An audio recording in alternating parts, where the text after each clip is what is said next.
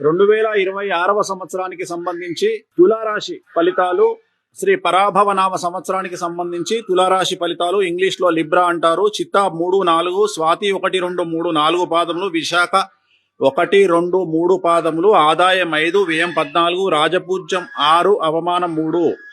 ఈ సంవత్సరము తులారాశికి సంబంధించినంత వరకు గురుబలము చాలా విశేషంగా ఉంది. గురుబలము అంటే గురువుల యొక్క బలము మరియు దైవ బలము చాలా అనుకూలంగా ఉంది. సో గురువు శని 6వ ఇంట్లో ఉన్నప్పటికీ కూడా గురువు విపరీతమైనటువంటి యోగాన్ని ఇవ్వడం చేత నానా విధములుగా అంటే చాలా రకాలుగా డబ్బు అందుబాటులోకి వస్తుంది, ధనాదాయం వస్తుంది. కానీ ఆదాయానికి మించి ఖర్చులుంటాయి. విద్యార్థులకు విశేషించి యోగకాలంగా భావించాల్సి ఉంటుంది. మార్కులు ఎక్కువగా వస్తాయి, వీసాలు లభిస్తాయి, విదేశాల్లో ఉద్యోగాలు వస్తాయి. H1 వీసా ఉన్న వారికి ఉద్యోగం వస్తుంది, స్థిర నివాసం ఉంటుంది. అలాగే వివిధ రంగాల్లో ఉండేటువంటి ఉద్యోగస్తులకు ప్రమోషన్లతో కూడిన బదిలీలు ఉంటాయి గురుబలం వల్ల. పై అధికారుల మన్ననలుంటాయి. అలాగే రైతులకు 2 పంటల దిగుబడి రాబడి బాగుంటుంది. మీరు రుణాలు చేసినటువంటి రుణాలను తీరుస్తారు. అలాగే ఇంట్లో శుభ కార్యాలు నిర్వహిస్తారు. అలాగే కళాకారులకు, క్రీడాకారులకు ఆదాయము మరియు అవకాశాలు మెరుగుపడతాయి. రాజకీయ నాయకులకు శత్రువుల వల్ల సమస్యలుంటాయి తప్ప ఆల్మోస్ట్ ఆల్గా మిగిలిన విషయాలన్నిట్లలో అనుకూలత ఉంటుంది. విజయాలు సాధిస్తారు. ఎన్నికలలో పార్టీలోను ప్రజల్లోనూ మంచి పేరు ప్రఖ్యాతులు సంపాదించుకుంటారు. కాకపోతే ఎన్నికల్లో పోటీ చేసే వారికి డబ్బు అధికంగా ఖర్చు అవుతుంది, కానీ విజయం సిద్ధిస్తుంది. సో మనము స్త్రీల విషయానికి వచ్చినట్లయితే మీదే పైచేయిగా ఉంటుంది. కుటుంబంలో స్త్రీ మాటని నెగ్గుతుంది.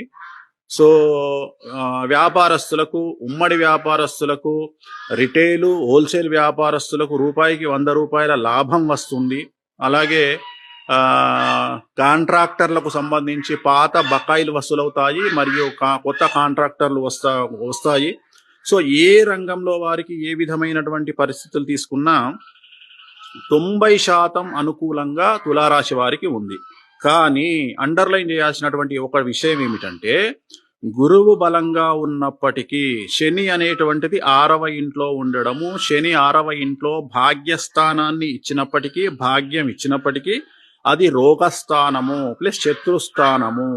కాబట్టి 6వ ఇంట్లో శని సంచలనాలకు మారు రూపంగా ఉంటుంది. పోలీసు కానీ, న్యాయపరమైన ఇబ్బందులు కానీ, శత్రువుల వల్ల ఇబ్బందులు పడడం కానీ, కుటుంబంలో పెను సంచలనం జరగడం కానీ, ఖచ్చితంగా మీడియాకి ఎక్కడం కానీ, ఏదో ఒక రకంగా మీ కుటుంబము సంచలనాత్మకమైనటువంటి విధంగా బయటపడుతుంది. అంటే మీ కుటుంబానికి సంబంధించిన విషయం బయటికి వస్తుంది. అది ఎవరో ఒక రూపంలో మీ కుటుంబంలో.